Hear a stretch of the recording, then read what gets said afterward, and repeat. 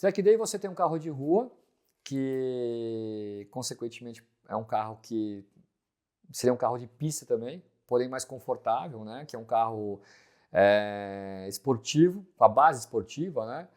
E aí quando você vai para uma pista, com organização, com uma consultoria, uma assessoria, isso se torna um track day. Né? E eu falo para você que o track day tem essas duas coisas porque tem gente que aluga a pista, mas não tem uma consultoria e eu não considero isso um track day. Porque você não vai lá para aprender, você vai lá para andar. E o track day não, ele tem que ter uma essência de aprendizado. Você tem que ir lá para sair melhor do que você foi. Né? Como se fosse um curso mesmo. Então, poxa, como que o carro funciona, por que o freio esquenta, como esquentar o carro, esquentar o freio, como tirar o melhor proveito do carro para o carro não ser prejudicado também. E depois daquilo você ainda tem a questão física, né? Que é o quê? Poxa, cada volta que eu estou dando agora eu estou piorando o tempo. Você já está cansado, você já está com os reflexos um pouco mais já lentos. Então, o que a gente faz? Quando a gente leva um cara para um track day, é uma experiência realmente completa, né? Então esse para mim é o track day. Mas do track day sempre fica aquele gostinho de quero mais. Né? O que seria um carro de corrida então? Já que meu carro é um carro esportivo na pista, e já me proporciona uma euforia, um prazer enorme de pilotar. Né? Então para mim o track day é a primeira experiência de algo que pode ser muito mais do que isso. Né? Então, para começar até pelo track day, assim, você pode colocar um pneu de rua normal, e quando você põe um pneu slick, que é um pneu de competição, já é outro carro. Já é muito mais difícil de guiar, mas muito mais rápido. Aí você um dia pensa, poxa, eu quero ir lá conhecer um Porsche Cup, que é um carro de corrida da Porsche, que é o mesmo carro que você tem de rua praticamente, porém quando ele sai da fábrica ele já sai pronto para a pista, né? E aí o que a gente fez? A gente começou então a ver que existe uma grande possibilidade de um cara de track day e acabar indo para alguma categoria. E normalmente é com a afinidade da marca. Então, se eu tenho uma Porsche de rua, eu posso ir para a Porsche de corrida. E nem sempre é uma coisa tão longe da realidade dele. Ele acha, nossa, mas deve custar muito dinheiro. Nossa, mas isso é para quem conhece, isso é para quem tem muitos anos de experiência, ou para quem já correu de kart e tal. E a gente tenta explicar que não é bem assim. Existe assim um caminho de aprendizado, uma curva de aprendizado, mas ela é muito mais, hoje, muito mais amigável, vamos dizer assim, do que antigamente. Hoje o carro ele é muito mais moderno, claro, ele tem controle de tração, que é quando você está chovendo, o carro não patinar, tem um ABS muito mais avançado, os primeiros ABS até, para mim, são piores que sem ABS, porque você apertava o pedal e até o final, o carro não parava. E aí eu explico para eles, isso tudo é maravilhoso, mas chega uma velocidade ou um nível de curva que não tem mais nada a ver com isso. Você já vai entrar errado na curva, você já vai perder o carro, ele não vai dar tempo de ligar nada para você. Ele não vai acender uma luzinha antes e falar, você errou. Né? E esse preço a se pagar é muito alto, tanto na sua saúde quanto na dos outros. Né? E também seja financeira também, né? Que às vezes você paga o preço financeiro só. E uma coisa muito triste é essa, porque você podia começar uma coisa tão legal, tão a longo prazo, né? E você acaba tomando um susto ou um trauma que você não deseja mais aquilo. Né? E o meu lado é o lado oposto disso. Né? É o lado que eu até quando eu falo de modelo de carro, ou de ano, de geração principalmente, cada geração de carro, inclusive da Porsche, é muito diferente uma da outra. É muito diferente. É uma outra experiência, é uma outra cultura até. Se você pegar o carro, vou dar um exemplo da Porsche até 95, 96, que era um motor a ar, um motor igual de Fusca, por exemplo. Né? Uma forma de falar, por quê? Porque não tem radiador, é um carro que é refrigerado a ar, ele é um carro com peso muito lá atrás, né?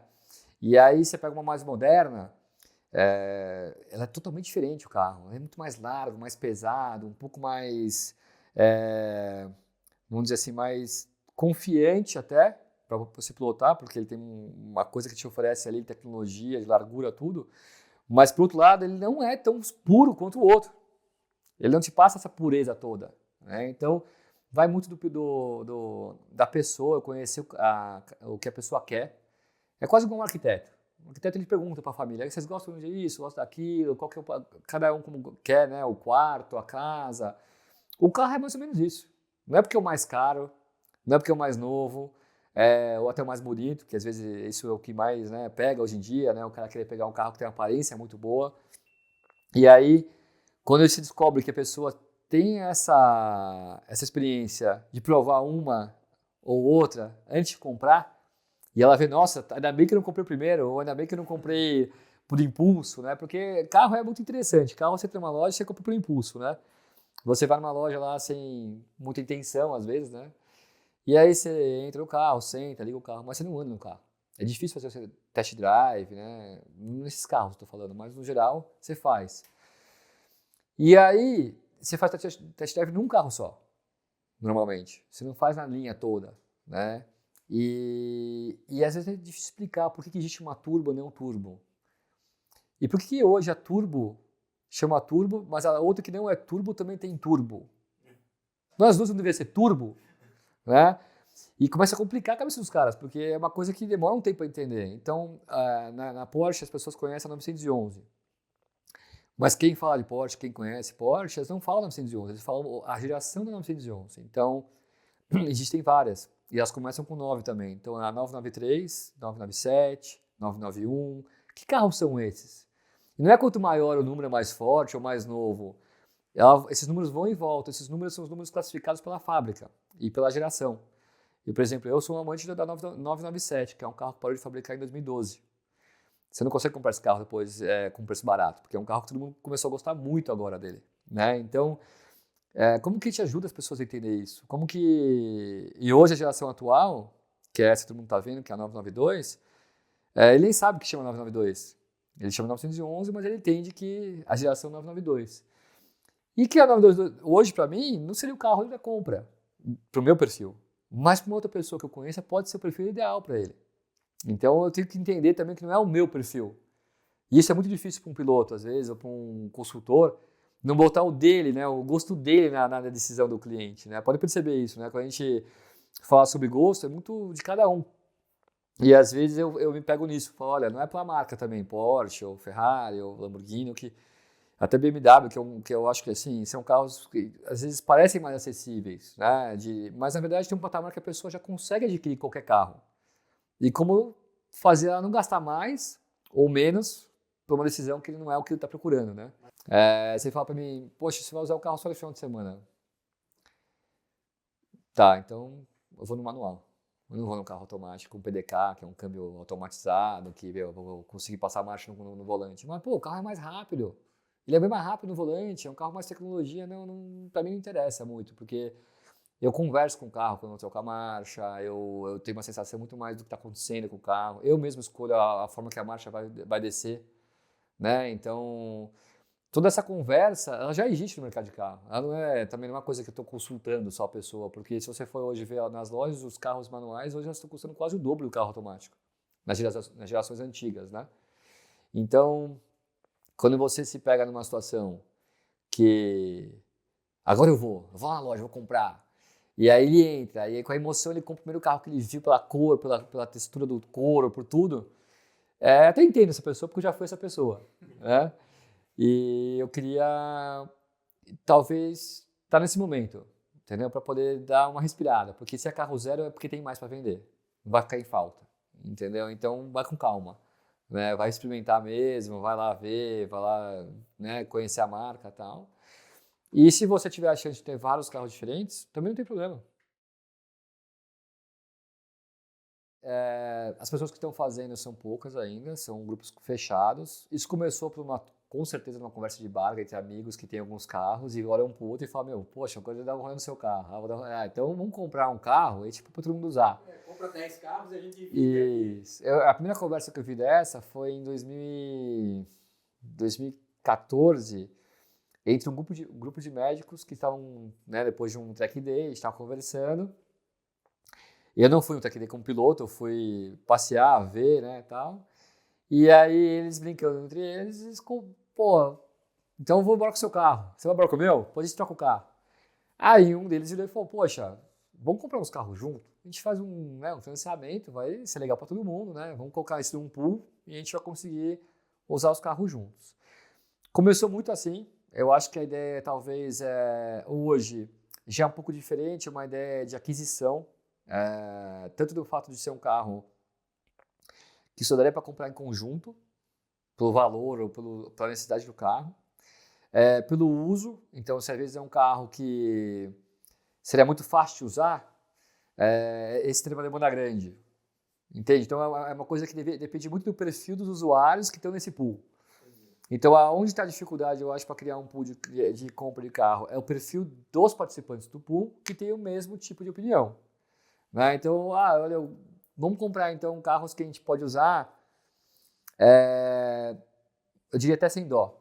Vamos dizer assim, usar para usar mesmo. Vamos no track day, vamos pegar a estrada para longe, vamos para campos num dia de chuva. Que não é o perfil do carro que muita gente usa desse jeito, né? Um cara, às vezes, como um Porsche, que fala, tá chovendo, ele não sai, né? Eu não vou sair com o meu carro, né? Eu vou deixar na garagem e tal. E eu acho que isso é legal, porque, para mim, esses carros foram feitos para usar. E quando o cara entra num pool, ele perde um pouco esse apego. E aí ele consegue usar definitivamente as coisas. Tem gente que compra uma casa e não faz uma festa porque vai estragar alguma coisa.